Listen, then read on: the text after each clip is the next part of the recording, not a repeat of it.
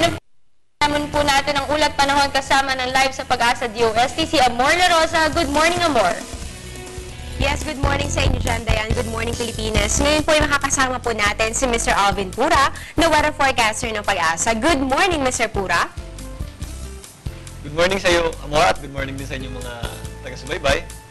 Mr. Pura, ano po bang inaasahan nating magilagay na ating panahon para po sa linggong ito? Dahil kahapon po ay meron kayong nilabas sa tinatawag natin na weekly weather outlook. So para sa linggong ito, from today until Friday, ano ba yung inaasahan natin na magiging lagay ng ating panahon? Para sa araw na ito, Amor, meron nga tayong high pressure area dito po sa kanlurang bahagi po ng ating bansa at yan po ay umabot po sa atin.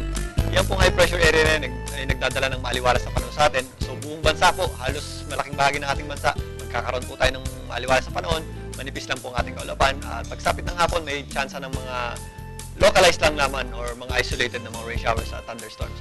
Subalit bukas, meron tayong possible na formation ng isang low pressure area dito po sa east ng Northern Luzon at maaari po yung magdala ng mga pag-ulan at pagkit at pagkulog dito po sa area ng Northern Luzon. Subalit hindi naman natin tatagal po yan at maaari din po yung malusaw.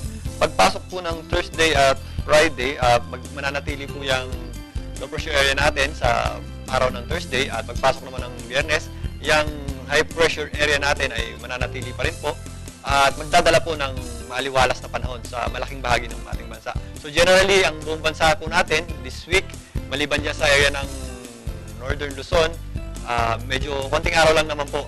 Buong bansa po natin, maaliwalas ang panahon. Sa buong linggong ito, ay maaari pong mag-set tayo ng activities dahil po magiging maaliwalas ang ating panahon. Ayan po mga kabayan, mabuti naman po at mula po sa mga pag-ulang naranasan natin itong mga nakaraang linggo, ngayon po ay makakahinga naman po tayo ng maluwag dahil generally nga po ay magandang panahon ang inaasahan natin sa malaking bahagi ng ating bansa. Ito naman, Mr. Pura, meron bang epekto ito nga nabanggit mo kanina na range ng high pressure area dito sa lagay ng ating mga karagatan? Pwede bang pumalaot o mag-beach ang ating mga kababayan? Ano ba ang kondisyon ng ating mga karagatan sa Luzon, Visayas at sa Mindanao? Amor, wala nga tayong nakataas na gale warning sa ngayon dahil po ang mga pag-aalon natin, ang karagatan sa Banayad lamang hanggang katamtaman ng ating mga pag-aalon. Yung range ng high pressure area, nakaka-apekto yan sa mga pag-aalon natin sa paparaan na ito po ay meron siyang sinking air o yung hangin niya ay pababa. So hindi po ganun nakaka-develop ang mga cloudiness. So kukunti rin po ang ating pagulan at yung hangin natin ay hindi rin po ganun kalakasan na siya nagdadala ng mga maalo na karagatan. So ganun nga po, sa buong bahagi po ng ating bansa, manayad lang hanggang katamtaman ng ating mga pag-aalon. Mr. Pura, itong range ng high pressure area na ito ay madalas nating ma-encounter noong tag-init pa. So ngayon nasa rainy season na tayo, ngayon lang ulit ito bumalik dito sa ating par na ito yung naging dominante, ito yung pinakalaman nitong inyong weather forecast. So ano ba yung dahilan bakit ngayon ay nag-extend ulit dito sa ating par itong high pressure area? Bakit ba ito gumagalaw? Actually, Amor, hindi siya gumagalaw or gumagalaw siya pero sa ngayon nag-iiba po siya ng lokasyon. Ang high pressure area natin nung panahon ng tag-init ay nandito po yan sa northeast ng ating bansa or yung ridge niya na umaabot po sa atin. Ngayon po ang high pressure area na nararanasan natin ay nandito po sa kanlurang bahagi po ng ating bansa. Depende po yan sa season natin, lalong-lalo na po kung saan nakatapat yung araw at yung interaction niya sa land. Ngayon po ay malapit na yung ating tinatawag na vernal equinox o yung equinox natin. Sa September 23 po yan, alas 4 ng umaga, yun po yung tinatawag natin equal days or equal nights.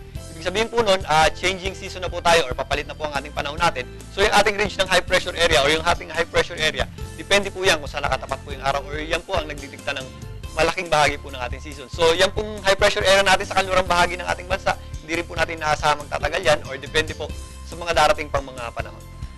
So ayan po mga kabayan, naintindihan na po natin at syempre meron na naman tayo nakuhang dagdag kaalaman mula po kay Mr. Pura. At ito naman dahil kahapon nga ay napakainit po ng panahon, talagang naramdaman ko rin itong pag-init ng ating hangin, yung singaw nito. So ano ba yung naitala ng Pag-asa na pinakamainit na temperatura kahapon, araw yan ng Lunes? Kahapon nakapagtala tayo ng 36.0 degrees Celsius dito po sa area ng Subic Bay. At meron din tayong inabot na 35.2 dito sa Butuan City. Hanggang dyan sa area ng Tugigaraw, meron tayong 35.0.